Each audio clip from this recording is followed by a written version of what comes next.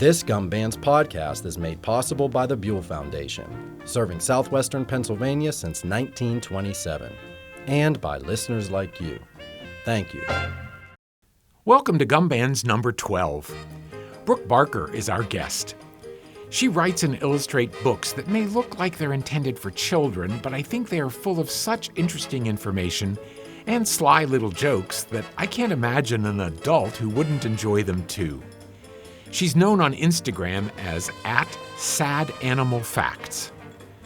Let me say a few words of thanks, too, to Paula Zetter, who designs all of our graphics, Dave Hallowell, who promotes us, and Ryan DiCaprio, who gets us up on the internet in all the right ways. Shouts of thanks, too, to Frank Colliero, Ash Warren, and my co-producer Rich Capaldi. The three of them worked the cameras on this episode. If you're enjoying GUMBANDS, we all encourage you to look for the donate link in the description wherever you're finding this podcast. Become a member. And enjoy this talk with Brooke Barker, born in Pittsburgh. All right, this is GUMBANDS number 12. I'm really happy today. I'm here with Brooke Barker, who is an author and illustrator of these, I would say, unusual books. Maybe a bit unusual. That I love. Part of it's I love the way you draw, which seems very simple, but extremely detailed. And they are full of things that I would never think about. Well, thanks so much. Thanks for having me and for saying that. I'm laughing already. I'm delighted to be here. Good. I would say that the title that seems to be most associated with you is Sad Animal Facts. Yeah, I've always been obsessed with sad animal facts. Animal facts in general, but especially the sad ones. And I think it's maybe in the little intro to that you mentioned that your grandmother had animal cards? Yeah, so my grandmother, when I was born, she gave me a book when I was born, and in it she wrote, "Maybe you be a friend to every creature." It was an animal book. So growing up, I think I was a pretty dramatic child. Hopefully I'm a less dramatic adult, but I really felt it's like, I need this to be true. I need to be a friend to every creature. But I didn't have any pets, so instead I sort of became this animal-obsessed kid and loved reading about animals. Wow, like determined, your career determined from birth. Yeah, I like to think so. And where was that? Where are you from? Where were you born? I was born in Pittsburgh, actually. Yeah, I was born in Oakland, Shadyside area. My parents were students at CMU in Pitt. Oh, I think maybe I knew that, but then you've moved all over. Yeah, so then since I was here a month, but it really left an imprint. And then I grew up mostly in Minnesota and moved back here about 5 years ago. And were you in Portland for a while? Yeah, in Portland, Oregon, which is one of my favorite places and great animals there. And Toronto? Yeah, Toronto in Canada. Can I just say other names of yeah, cities? Just name. But I think I learned of you or learned about you and your husband Boaz because he called me to be on a podcast. Yeah, Boaz had a podcast about sandwiches, and we had become such big fans of you. We had sort of had this obsession with Pittsburgh. You know, when you have like something you say to each other all the time where you say like, oh, this is all going really badly. We should like move to Chile and start a bean farm. And ours was, we'll just move to Pittsburgh and get a dog, was what we wanted to do. So we were just really, that was our soothing quality time, was just like to look at videos of Pittsburgh. And your videos came up a lot, obviously. And so when he started the sandwich podcast, he was like, it would be amazing to get Rick C back on it. Oh, that's interesting that there's a Pittsburgh connection because I thought the connection was through this national PBS documentary I'd done about sandwiches that you will like. That may have helped us find Pittsburgh in the beginning. It's a chicken and egg scenario. All right. Well, and I love that podcast. It was, I think, it's 2 minutes long. It's a short one. You can listen to a lot of them fast. Yeah, the sponsors are longer than the interviews. That's exactly right. Yes. But at that time, I believe he called me or texted me from Amsterdam. Yeah, we were living in Amsterdam, and we wanted to move back to America just to be a little closer to our native language and our families. And so we visited Pittsburgh and loved it. Why were you in Amsterdam? I got a job in Amsterdam. We were traveling and visited Amsterdam, and it was really fun. So we went into an office where we knew some people and got a job that day because it was just like, it seemed so fun to move there. Wow. Can I ask, doing what? Working at an advertising agency. Okay. And you still do some of that? Yeah. So in my spare time for my second job, I also write TV commercials. Oh, okay. So like a writer, and because writing is part of what you do, even though I think I heard, I saw something where you said I write jokes. Yeah.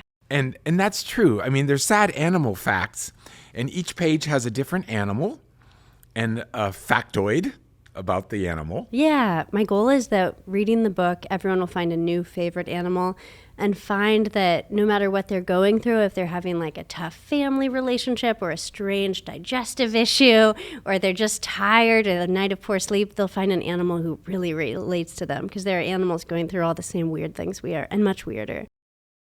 And as a kid, do you remember certain books that that influenced you? I was just really into, as a kid, you can find these books that are just packed with facts, which I feel like we don't read as much as adults, but I just would get into one animal and just check out every book on them. Snow monkeys. I really had a snow monkey kick. Did you have like an animal phase? No, I don't remember. I had a Greek myth phase. Greek myth phase. That's a good one. You know, as a kid, I loved any book that I could find in the library about Greek myths. Yeah. You know, I talked to an editor about doing a sad Greek myth fact book, because there's so many Greek myths are full of like sad little bits. Yeah, Icarus falls from the sky. Yeah, everyone's like a having giraffe something bad when he's happen. born. Yeah, it's true. Giraffes fall 6 feet as soon as they're born. I know this because I read sad animal facts. But, so different animals as you grew up. Yeah. So I was really into snow monkeys, and then that sort of, in the end, I was into every animal, and especially just knowing interesting facts about them, like worms have 5 hearts, or zebras can't sleep alone, sharks are losing a tooth a week. It just was interesting to try to work these into conversations. And as I tried more and more, I realized they don't make for very good conversation. So I stuck to drawing them and making books about them. And so there's research involved. Yeah, there is. And at the back of the book, there's actually, I assume you've also written all the notes that sort of explain in a little bit more detail. I assume that if someone who's reading the book says, what does that really mean? You sort of explain it in a more adult. Yeah. I don't want to say adult, because I, as an adult, don't find these like as kids' books. Yeah, I meant them to be adults' book, and I guess because they have pictures, they're for kids too, but they're okay for any age. But yeah, I guess like one fact is that these snails can like regrow their eyes. And so that's a fact, but it's also a story. Like, why is the snail's eye coming off? Why does it need to regrow it? Why do we know this? And so that was the reason I was like, we have to have an appendix at the back that explains these. Otherwise, you just say a sheep can remember 50 faces, and it's like, well, what does that mean? So it's nice to have the appendix at the back where there's the research. And most of that research at first done in libraries, but then online? Yeah. So a lot of animal books, but then I really like most newspapers will have at least one new fact a week, where they'll look at recently published journals or studies, and they'll like bring in one that's sort of pop culture and talk to the scientist. So a few years ago, there was a study about whether or not dolphins procrastinate. And, it's nice to think that maybe dolphins procrastinate like we do. So they had that in like the New York Times and other newspapers, and they interviewed the scientists, had some dolphin pictures. So every week there'll be a story that's sort of like that. That's like, that you grab onto. Yeah. So I'll be like, ooh, that's a good one. And then now that I've been doing this a while, I'll have people send me things. So they'll send me like an article they published or a book they read. And so the facts sort of come to me, which is nice. And at what point do you say, I could make a book? So I had been drawing them for a while, and I was using Instagram, and there was something on Instagram called the 100-Day Challenge. This was in 2015. And I thought maybe I could do 100 of these. I could do 100. I could do one a day for 100 days. And it seemed like a lot, but I was like, okay, I'll try it. And by day 50, I think, it had gotten really out of hand. And there were articles about it, which was really exciting. And I had a publisher reach out and say, do you want to make a book of them? So I hadn't even thought I could do it, but I was like, yes, sure, I'll try it. But now, growing up, you must have been drawing all along. Yeah, my dream had always really been to make a book of something. And you, loved art class in high school? Yeah, so I took art lessons, and I went to school and didn't end up studying art, but it was always something I was doing on the side, like literally with my hand while doing other things. And in one of the little paper pamphlets. That one of the zines. I think you talk about the fact that you don't really like it so much, but you always write with a pen, or always draw with a pen. Yeah. I think it's really nice. There's not a lot of sketching beforehand. Yeah. So I like drawing with a pen because then you're just sort of decisive about what you're doing. That's sort of how I've been able to find my own style, is drawing with a pen and just sort of embracing what happens. And you might end up with like a pretty wobbly ferret or a rabbit with more arms than you meant to have. But it just sort of makes the drawing a little more decisive. And you don't get pencil all over your hand. So I've always liked drawing with a pen best. And does usually the fact come first? And I mean, obviously, yeah, because you want to know the animal, and then you find a picture of the animal and you try to figure out how you're going to draw it and what details need to be there? Honestly, usually the joke comes first. So everything has like a fact and then an animal and a joke. So like jellyfish have no hearts, and the jellyfish is saying like, sorry, not sorry. Usually maybe I'll even eavesdrop on someone, or I'll hear a kid say something. I'll just hear a really funny sentence and I'll think that would be so good for an animal to say. And then I have to do the research to find what animal would say that. So if a kid said sorry, not sorry, like you hear a teenager or something say, and you're like, wow, that's really catty. I would love to hear an animal say that. Then you think like, okay, well, a heartless animal would say that. So then you like do some research, or I have a lot of tabs open in like a folder of different facts. Then you find the jellyfish and you sort of match them. It's sort of a backwards way of doing it.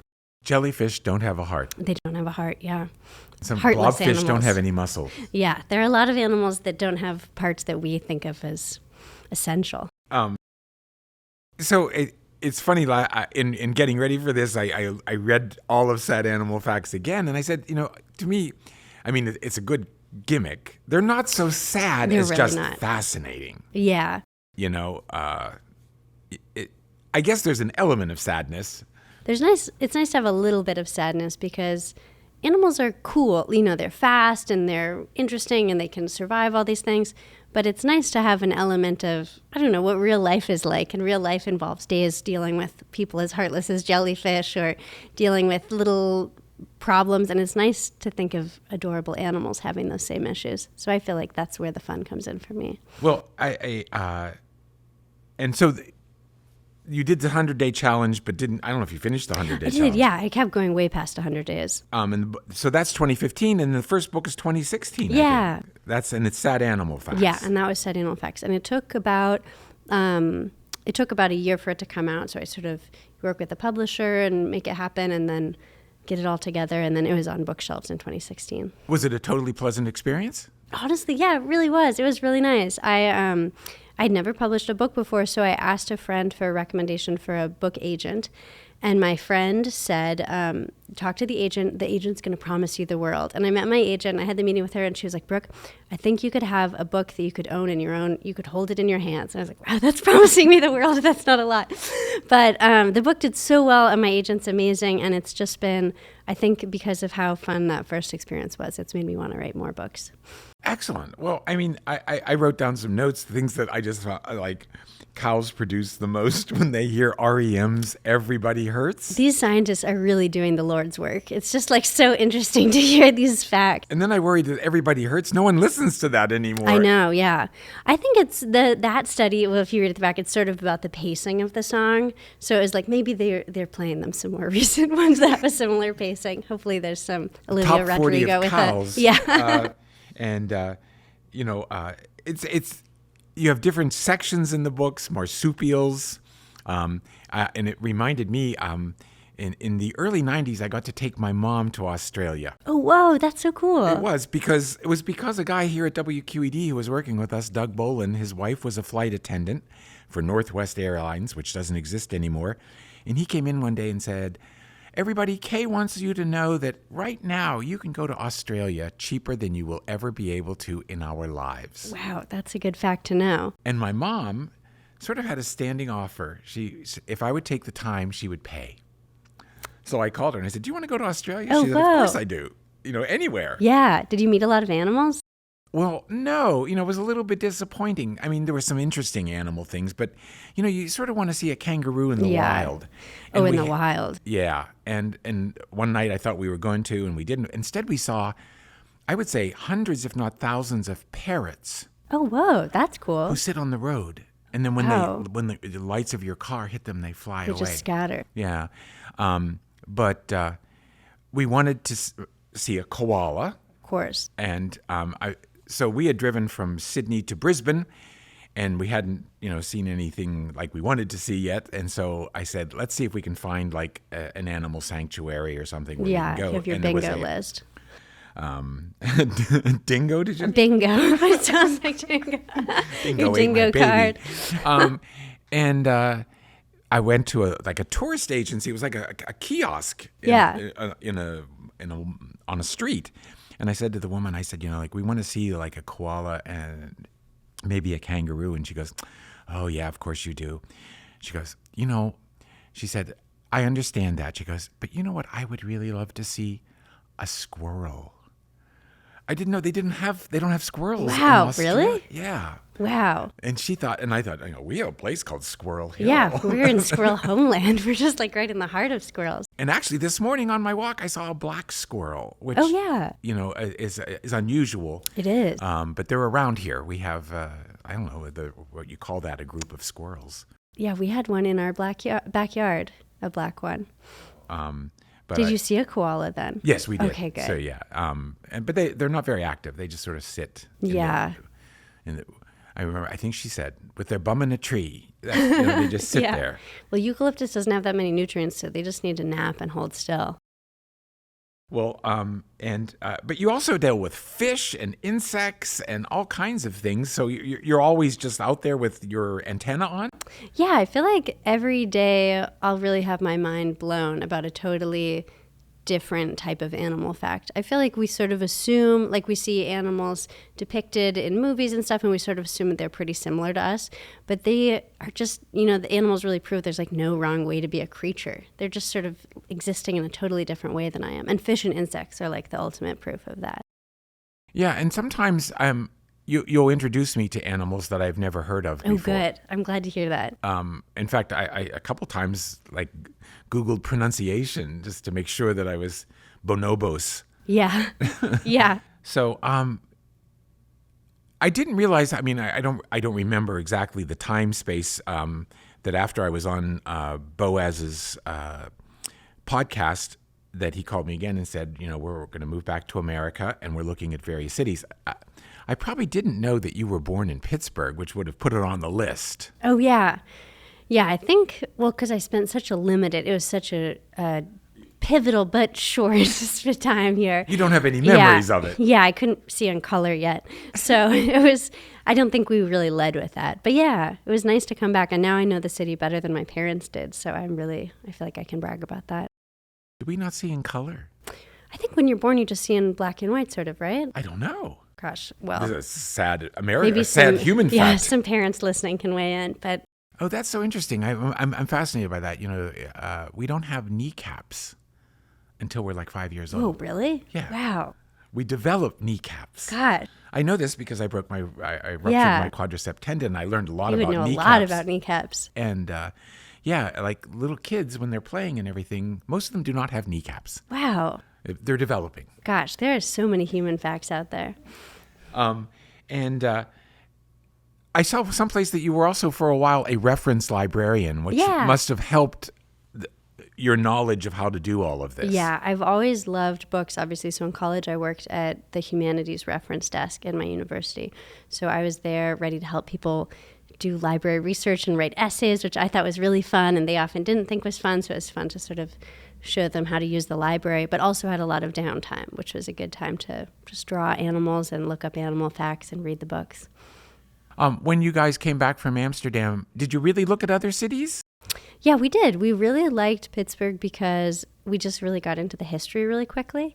It's hard not to be excited about just like Pittsburgh has so much, and I feel like there's just so much to explore that every block will have some really interesting story.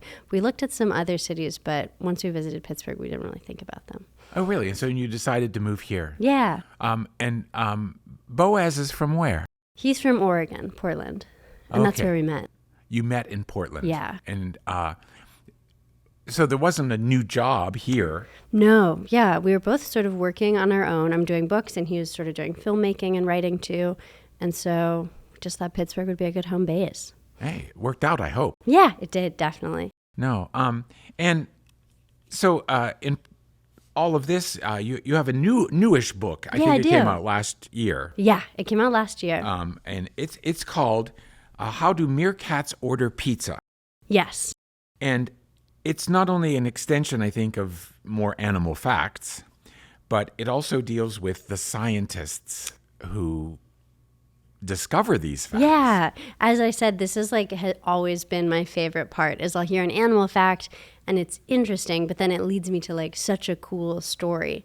So like the sheep can only remember 50 faces, for example.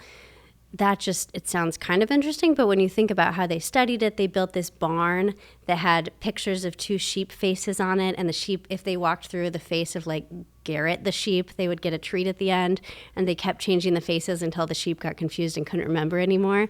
It's just like that is a way more, when you think of like 1,000 sheep walking through this barn with giant blown up sheep face pictures on the front of them, and they're giving out treats to the one that identified the right face.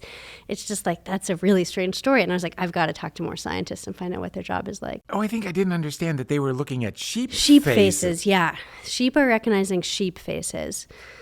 Wow. Okay. Yeah. No, I thought maybe they were like trying to teach them human Yeah, it's true. faces. I think that's fact they were studying. A lot of scientists study like how community works in animals. So they were especially interested in sheep faces. Which is part of the whole deal with meerkats. Yeah. So meerkat community is really important.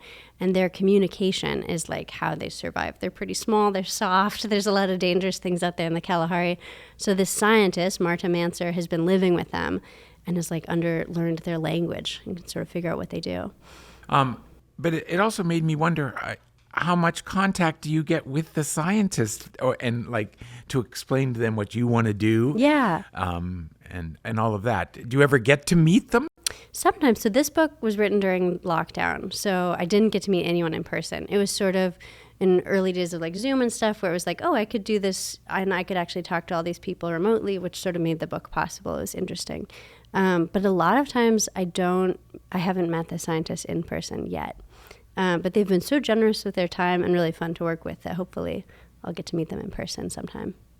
And I found it totally inspirational. Gosh, this is great. I mean, I want every kid I know to read this. It is. All the scientists in the book, one thing I thought was interesting is they loved animals growing up, obviously. And adults in their lives said, well, if you love the animals, you could be a veterinarian or a zookeeper, which are 2 good jobs, but there are obviously like 1,000 things you can do if you love animals. So it was a fun book to write to sort of show these people's stories and show some of the things you can do if you love animals. You could be like a politician, a radio presenter, you could be an artist, you could be you could be doing genealogy, you could be doing all kinds of things. Yeah, some of them are doctors and some of them aren't. Yeah, some of them are really out in the field and some of them don't want to be out in the field. Some of them are at a computer. Some of them are writers. And so so you may have met them all on Zoom. Yeah. And so you know what they look like and you say, I'm going to draw you too? Yeah.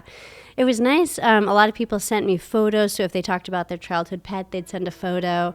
Or they would send a picture of like what their research vehicle looked like. There's some things that really don't make sense until you see a photo. So it's good to have photos for reference. Wow. And talking to them about like what they had to bring with them.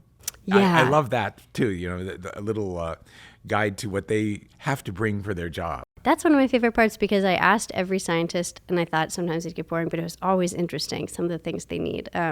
Like the Dr. Tietz in Antarctica he's using like spoons to scoop up bugs. They're just using things you wouldn't expect. And he was told not to use certain spoons. He was using the spoons from the cafeteria, but when most of the spoons went missing, they were asked to bring their own spoons. Then this is a different publisher. Yeah.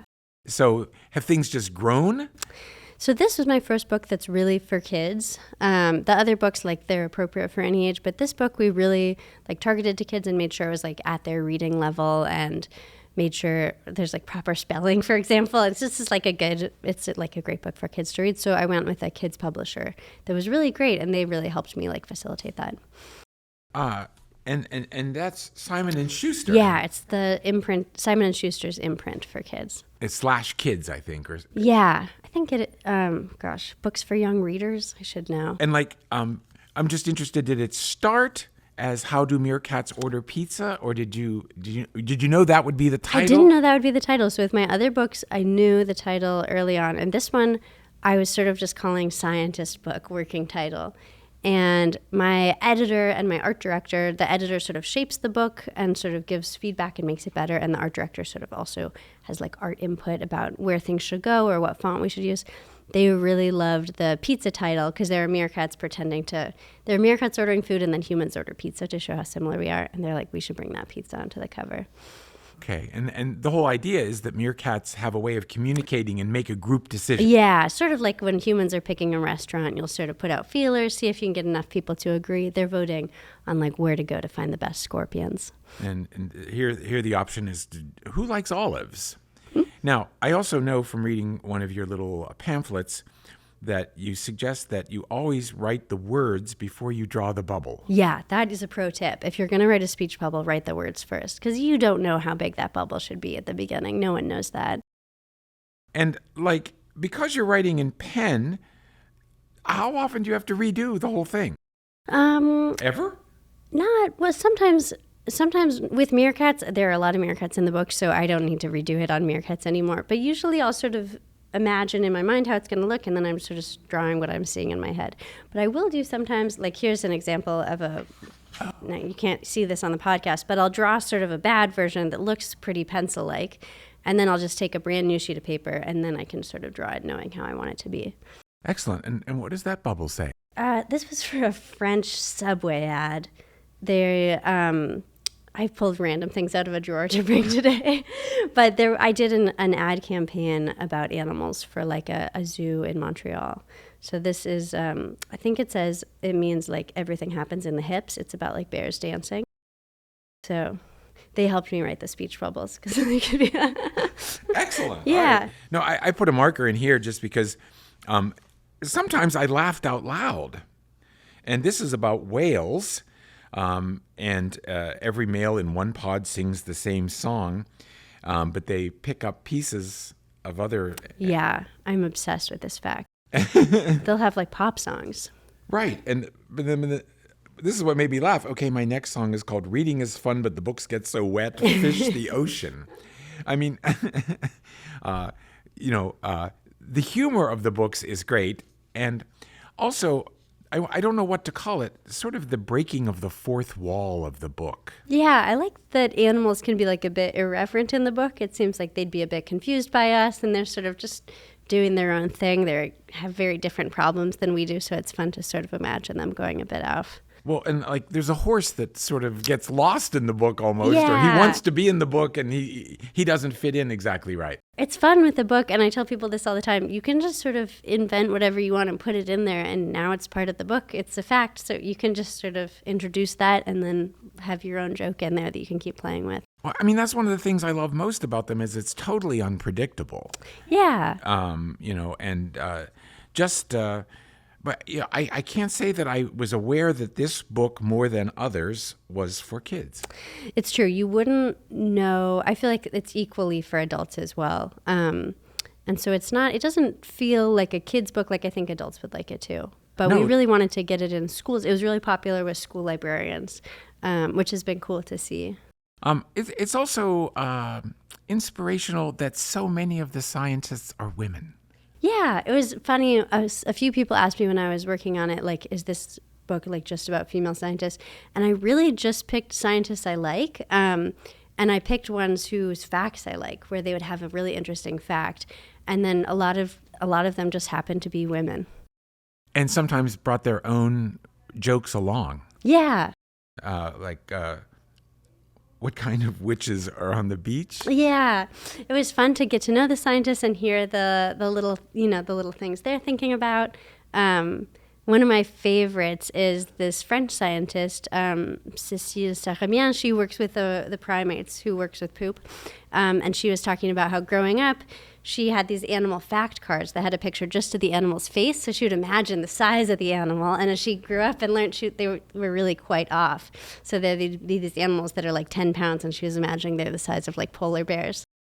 But you also mentioned poop, which is really funny because there are so many different ways that it's incorporated in all this in the studies. Yeah. And also in the word choice. Yes.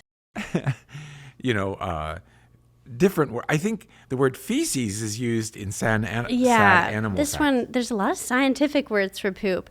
And poop, I guess it's like a free research material that scientists can find. And so they're using it and studying it. They're just like, they're not going to pass up a perfectly good free thing to research. So it's in there a lot. My mom's always like, you got to do less poop in the next one. But I'm like, well, when animals stop pooping, I'll stop. No, but I think kids love that. Yeah, it's true. I mean, I love it too. Yeah. It's just, it's just the fact that it's so there that makes it even more fun. Yeah, and poop's important. You're learning a lot from it. For sure. And just the stuff that I learned in the last couple of days reading this, that there are more chickens on Earth than any other bird. I know, I thought that was amazing. Well, speaking of squirrels, they haven't made it to Australia. I guess chickens have really traveled wherever humans have traveled. So we've brought them everywhere. Yeah, Frank, who's running the camera here, he used to have chickens in his yard. Oh my gosh, that's cool. I'm jealous. A wolf? Or a fox, I'm not sure. Oh, wow. It seems like a real heartbreaker to have chickens. Yeah, I mean, but we used to get eggs here. Gosh, that's cool. And eggs from Frank's chickens are always wonderful. That sounds amazing. But we talked about possibly no squirrels. I don't know that. It's just that woman. Well, but she hadn't seen any. Right. There's a woman in Brisbane. Yeah. There's a woman in Brisbane who's not seen a squirrel. That's the real fact. But the only insects and the largest land animal on Antarctica are midges. Yeah, midges are this insect that live everywhere, but then this one species lives in Antarctica. And because so few things live in Antarctica full time, the midges really get the award for largest land animal. You have seals going back and forth, you have penguins, but these midges, they're it. And I knew I wanted to do a scientist who was in Antarctica because I was just so curious about how you get there. And, the days are so short in the winter and so long in the summer. And it was just so interesting to hear about working there and what it's like. And they discuss guano. Yes, guano is one of their words for poop. There really should be at the beginning of every chapter, it should be this chapter's word for poop. The whole, every part of it, I mean, it's like any book. Different people react to different things. But, white-tailed deer, I'm interested because they eat so much out of my garden. It's true, yeah. And there's someone out there studying them and when are they active and all of that, which I hadn't expected. Yeah, it's interesting. I think a lot of times people are like, oh, scientists are studying the endangered animals, but there are scientists studying pretty much every animal that's out there. There's even a group of scientists in Canada that has what they call Squirrel Camp, where they are just studying a family of red squirrels in Canada. This isn't in the book, but they go to Squirrel Camp and they study this family of squirrels as though it's like a famous family. They know the squirrels so well. They know their names. I think they have names. Yeah, they definitely know their families. They're really into this one has 7 babies last year. These are her children. This is where they are. And you'd think, I don't know, I think it's nice to know that if it's a squirrel, it's a rat, it's a midge, there's a scientist that this animal is going to change the world and they're devoting their job to it. And one of those studies was with jaguars, and Yes. you obviously loved one part of that a lot. Yeah, so as soon as I read this fact, I was obsessed. A jaguar, they're very shy, and so they're hard to photograph, they're hard to observe, and they're also endangered, so we don't know how many are left, and we don't know how to protect them because we don't really even know where they live, what their life is like. We just know that there are fewer and fewer of them. And when we know more about an animal, it's easier to protect them. So for a long time, the scientists in the book were just, sniffing for scat with dogs to monitor where the jaguars are. They'd find a lot of poop here, and they'd be like, oh, they must like this. And then they had this idea to set up motion-activated cameras and put different smells on them. And they found one smell which the jaguars love, which I brought here today. It is Calvin Klein Obsession for Men. which is like a jaguar's favorite smell. And people are always like, how did they know it was this? I think, honestly, this is the cheapest perfume by volume that you can buy. That's why they used it. But it like has like civet musk, artificial civet musk, which smells like a civet was there and it's like really interesting to a jaguar. So once they started spraying, you might just want to smell it, not spray it, because it's pretty strong. But once they started I think spraying I used this in high school. Oh my gosh, I feel like so many people did. So many people, when I brought this to events, You they're like, can't just smell it. When they started spraying this, the jaguars would come to the cameras and they just like hang out there. Like now the camera's a hangout spot. They're bringing friends. And so they've gotten to know the jaguars so much better. Yeah, because I think in your chapter on jaguars, it's another animal that's pictured there. Yeah. Because it's so rare to see a jaguar. Yeah, before then they didn't really have pictures of the jaguar. One of the things I loved is I've gone on this book tour and I went to a lot of schools to talk about the book with kids. And one kid raised his hand in the assembly. It was like, the scientists should keep in mind that the photos they have of the jaguars are photos of them when they're really excited. So they shouldn't consider that as like normal jaguar behavior, which was so smart and like a good point. I was like, I'm sure they are considering that. But it was fun to like that the book was sort of turning wheels in his head to make him think about that. No, yeah, and I mean, any good book does that, I think. Yeah, it was nice. And so kids, they have to take to these books because they're easy and fun to look at as well as read. Yeah, it's fun. My favorite reviews by kids are ones that start with like, I hate books, but I had to read this one and I really did like the part about turtles or something. It seems nice if you can win someone over who starts their review with, I hate this, but they end up liking it. I think I've always thought books are fun, so I'm biased, but kids have like really been the inspiration. I don't know why I wrote down, I think just because they're things that like binturong. Oh yeah, binturongs. Yeah. That smell like popcorn. Is that the one that's about them? It's a Southeast Asian cat. Yeah, binturongs are so cool if you haven't seen one. They look a bit like a really large black cat, just very soft, long hair, really long creature, and they just sort of lie on a branch, just sort of like someone took all their bones out. They're just really just sort of relaxed there. Very cool animals. Wow, and you've obviously kept all of this in your head. I guess so, yeah. I used to have a party truck where I was like, name an animal, and I could tell you a fact about it. Lately, I think I'm a little rusty. I have too many other things in my head, too, but it's hard not to think about them. And like I said, it's so tempting to bring them up in conversation. If you smell popcorn, you want to say there's an animal that smells like popcorn. But it's usually more confusing than interesting. No, I think that it's all interesting. And what else have you brought here? We have a stuffed. I don't even know what it is. So this is a numbat, which numbat? This is a marsupial, one you could have seen in Australia, except they're really endangered. I made some plush animals last year, and I thought it'd be fun to do instead of like your classic animals you're used to do some of my favorites. So this is a numbat. So you designed this stuffed animal, so and you worked with a stuffed animal company. Yeah, and this is the test one. I sold all the real ones, but this is the test one they sent, so I could approve it. And I was like, wow, yeah, looks really cute to me. And you did just numbats? I did numbats and koalas. The koala is a little big to fit in my bag, so I just brought you the numbat. Well, and that just reminds me that, in preparation for this, I stopped by White Whale Books. Oh, yeah, I love White Whale. Yeah, it is a great bookstore. It is so fun. Yeah, and you've actually done a mural for them. Yeah, they let me do a mural there, which was amazing. It felt, every time I get to sign in a book, I feel like I'm sort of vandalizing, and a mural really upped the game of vandalizing. It was so fun. And in that case, you were up on a ladder, and did you draw them freehand? Did you have them on paper? I borrowed a friend's projector, so I drew them and then projected them, because otherwise I didn't want to it looks different up close and far away. I didn't want to accidentally have a numbat with huge ears or something.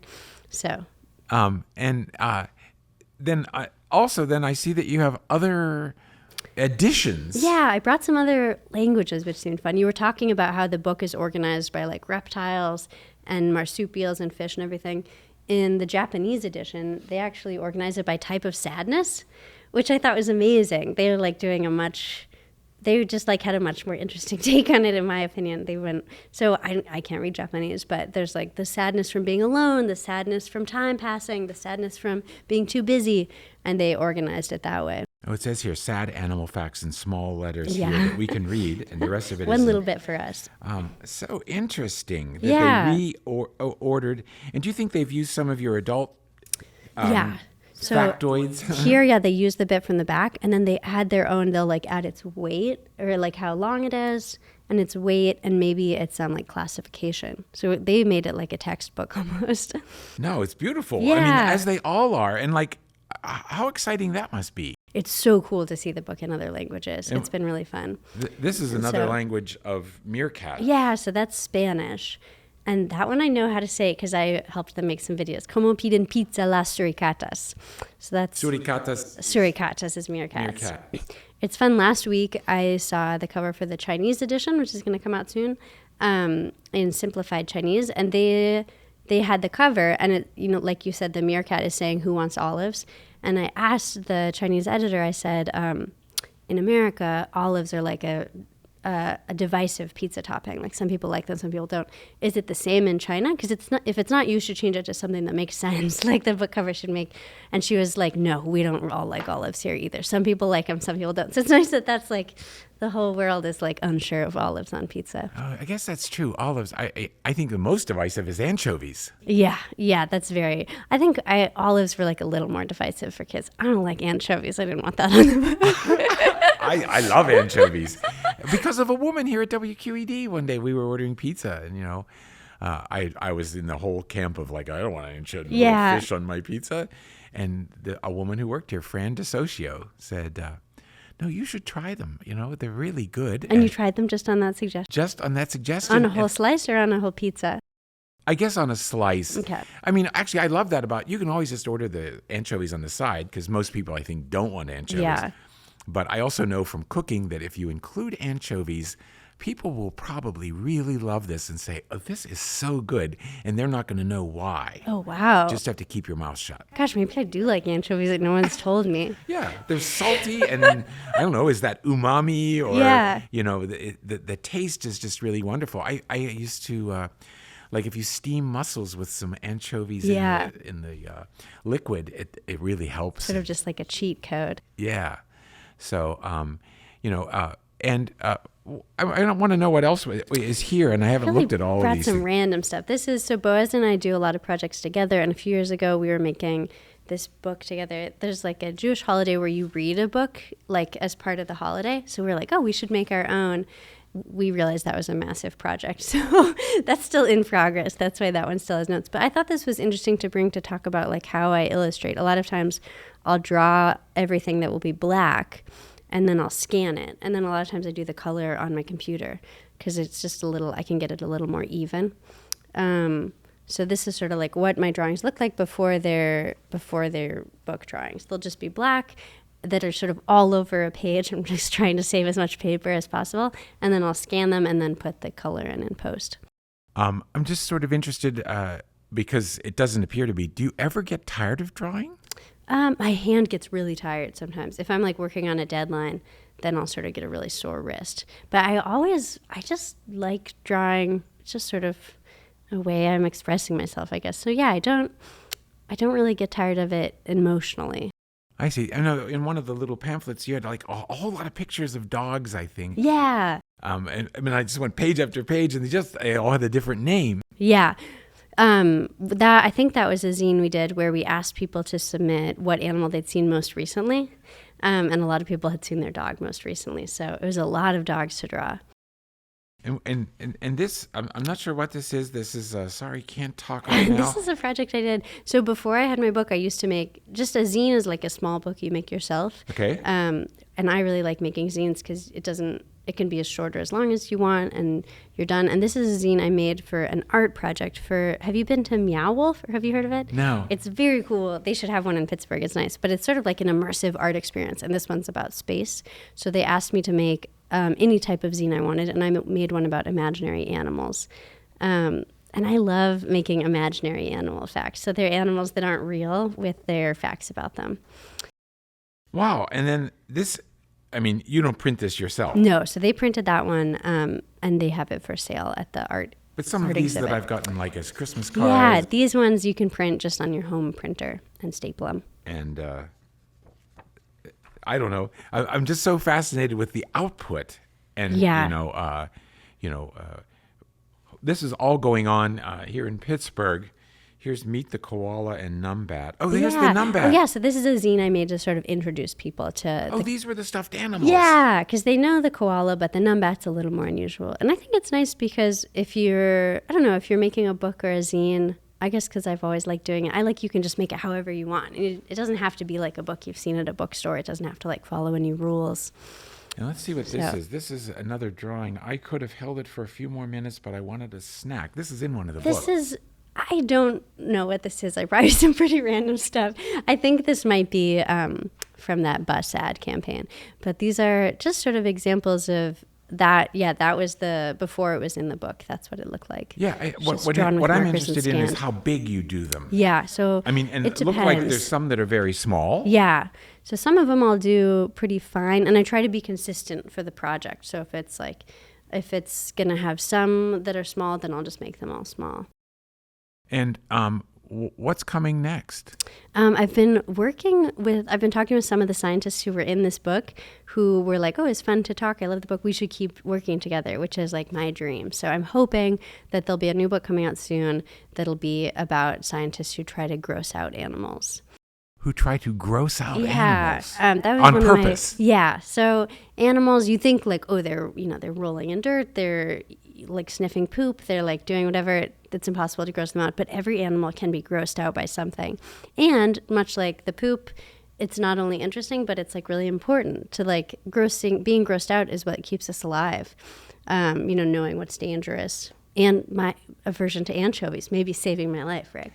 So it's been a fun thing to learn about. There's a little bit of that in I think, Meerkats, about a scientist who worked with putting food near real poop and artificial poop, and to see how the animals reacted differently to those. And it seems, it sounds like an art project or something, but it's so important, and it's helping us understand where we differ from primates and how we differ from other animals, and what things are universally gross and what things are saving us.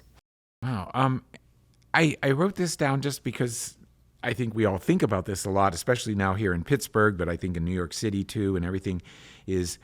What do you think about spotted lanternflies? Oh my gosh, they are really pretty. They're really so pretty. It's funny to have people visit and they'll be like, "Wow, look at that beautiful," and then I'm like, I just go weird so fast. They're like, "What are you doing?" Because I think if you haven't seen them before, they're so pretty. They look like a watercolor. And the red that shows up when they open their wings is just... It's really, I've never, I feel like we're living in a moment in history. I feel all the time. It was really interesting how they came so fast. So. Yeah, and my friends who live down south, they don't have them yet. I know, yet. they don't have them even just if you travel a little bit, they don't have them. I feel like I've gone... You're exactly right, because I think my brother, who lives just about 100 miles north of here, he lives at Pymatuning Lake, he said we don't have them here. Yeah, I've traveled, you go just 2 hours and they're not there. Wow. But, I guess, and you said you read the newspaper and sometimes get stuff there, so, can you remember a time when you were really surprised at where you got the information? Gosh, that's a good question. I think one thing, wow, that's a really good question. Sometimes the newspaper will have a feature for a holiday. So it'll be for Valentine's Day or Father's Day or, longest day of the year or whatever. And they'll put some animal facts in there. And I think most people are like, oh, Valentine's Day, I'll read this. But me, I'm like, oh, the spider's chewing off. I'm going right to so I feel like I'm always zeroed in. If it's supposed to be for something else and there's an animal fact, I'm just going right to it. And I don't know that I'm that sensitive to that, but maybe now I will, with my heightened awareness, I'll see the animal facts. They throw them in, yeah. Because I feel like animal facts are just universally beloved. Maybe I'm biased, but there'll be things around different holidays where they'll bring in an animal fact. Wow. And I noticed here that we also have the book you wrote with your husband, Boaz, Let's Be Weird Together. Yeah. I remember I gave this to my sister and her partner, Bill. But it's really more for adults. Yeah, this one is really about couples and how, whether it's a romantic partner or a friend or anyone, as you develop a relationship, you have your own weird language and your own things that you're into. That was a fun book to write. And did it affect your relationship? I don't think it did. It affected it for the time being, where it's like Where a you lot were of studying working each together. other? Yeah, no, just I guess we were sharing more files back and forth instead of pictures of our dog, so that changed things slightly. But we used to make a calendar together pre-Pittsburgh. We made a page-a-day calendar for 6 years, where every day, you know how usually a calendar is like it's a Sudoku or it's space facts or it's pictures of cats. And this one, every day was a different theme. So one day is Sudoku, one day is a space fact, one day is a picture of a cat, which, as you can imagine, was like a daunting lot of work. task. It took A lot of work. So we did it for 6 years, and then we thought, let's do something that people won't rip pages off one day at a time and throw them in the recycling. So it's fun to do a book. Wow, yeah, no, and because we keep books. We still keep books. Yeah, a calendar is like very ephemeral. I feel like it's such a, and there's only one time to buy it. Like you're not going to buy a calendar in October. Now's the time for. And actually, in our edit room, we have a calendar from 2020 that we Oh, still wow. leave up because that was the year that sort of strange. disappeared. Yeah. You're here in Pittsburgh now. And I always like to ask people, are there surprises about living here that you really, didn't expect? You said you expected history. Yeah. I think I've been surprised. I thought Pittsburgh would be like totally unbikeable. When we got here, I saw all the hills and I was like, well, that's it. But I've been surprised, I guess, at my own strength. Just like now the hills don't seem that much anymore. Maybe I'm ready for that bike race where you go up all the hills. The Dirty Dozen. Yeah. But I feel like now when I go to a flat place, it just seems wrong. I feel like cities should feel like a crumpled map like this. Oh, that's interesting. I know that I've had that feeling in Ohio and farther west. Like, I wonder how do people know where to turn? Yeah, space feels really different. So I think I was surprised at how quickly I got used to that. All right. Do you have a favorite place to go and eat here? I mean, it Gosh. doesn't have to be a favorite, Yeah. or one of many favorites or anything like that. Are there Well, places? you have my favorite right in front of me. I love 5 Points. 5 Points Bakery. Yeah, I'm obsessed with 5 Points. That was when we found 5 Points. I was like, I really want to. It must have started about the time you arrived Yeah, here. I think it started just before, and they expanded in 2020, like right at the beginning. So, yeah, we got here like a year before then. You've been here since 2019. 2019. So before the pandemic. Yeah. But not long before the pandemic. Yeah, not long before. If you go to 5 Points, you might see my dog outside waiting while I'm inside getting something. I love 5 Points. Yeah? Like, what's your favorite thing there? I like the croissant. Pretty basic. Oh, yeah? Yeah. I had a cheese croissant from there yesterday, Oh, which I'd really? never seen before. Gosh, I don't know if I have either. They said it said new. Yeah, they have like different things all the time. The scones are always different.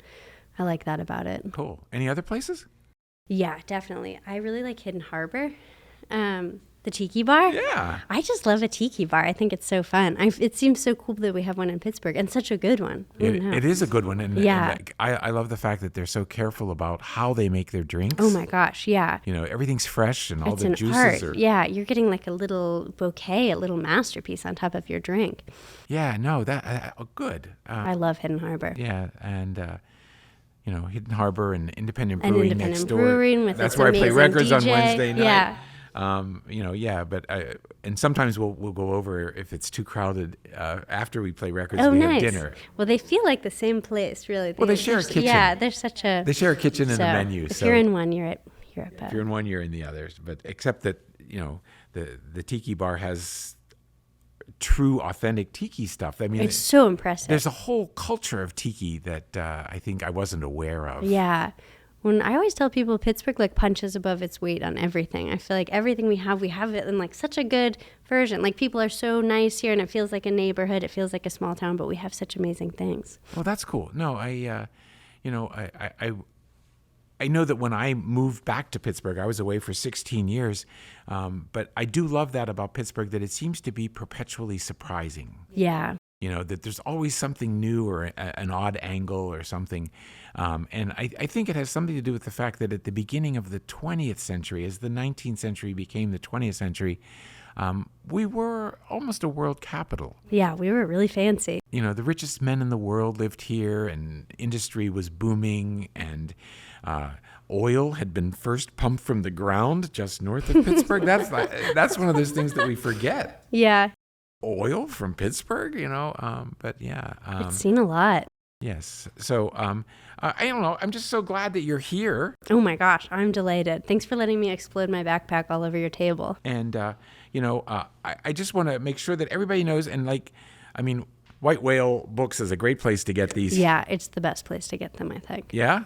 Yeah, I know this, that, Meerkats was on their bestseller table. Yeah, I'm so honored. I feel like, well, every time I go in White Whale, I just come in thinking I don't need anything, and then they'll have like an amazing recommendation. So it's a really great independent bookstore that we should all know about. It's in Bloomfield, right on, what is that, Liberty? Yeah, and you can just get a coffee there and sit, or you can do whatever. Right. I remember when it was just half. In fact, Yeah. I think I was at an event where you and Boaz were both there. Yeah.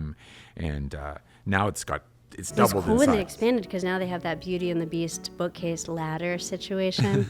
That's nice to look at. All right. So everybody knows that, Brooke Barker is your name, and that's what you want to ask for when you get to the bookstore or the library. Or the library, yeah. They have it at the library. I don't know that they have all these different languages. Not the different languages, but they won't have those at White Whale either. Cool. And we'll look forward to a gross out book. Yeah. Get ready. All right. Hey, everything's exciting as far as everything I've seen. So thank you so much. Thanks so much for having me. Thanks for the cookie from my favorite place. Excellent. This GUMBANDS podcast is made possible by the Buell Foundation, serving southwestern Pennsylvania since 1927, and by listeners like you. Thank you.